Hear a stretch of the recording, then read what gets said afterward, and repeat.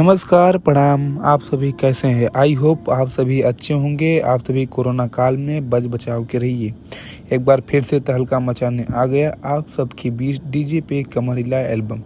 भोजपुरी के सुपरस्टार गायक वो नए गायक वरुण शुक्ला जी हैं। आप सबको बता दूं कि वरुण शुक्ला भोजपुरी के बहुत ही अच्छे गायक हैं। इनका एल्बम आया है जिसके गीतकार हैं धर्मगुरु, म्यूजिक दिए सतेंद्र मौर्य जी। ये एल्बम पूरी तरह लगन स्पेशल है। आप सबको यकीन दिलाता हूँ कि ये एल्बम आ रहा है कल सुबह 6:30 बजे दरस म्यूजिक भोजपुरी से। यकीन मानिए पूरा गर्दा गाना है।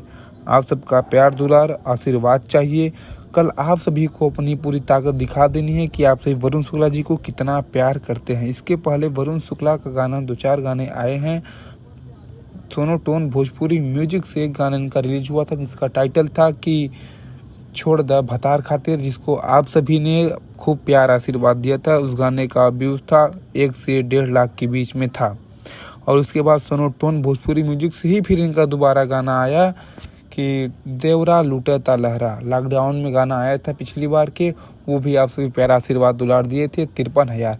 और फिर उसके बाद रिद्धि म्यूजिक भोजपुरी से इनका गाना रिलीज हुआ था पतली कमरिया, जिसके आइडियो को आप सभी ने आशीर्वाद दुलार प्यार दिया था, जिसका व्यूज 13,000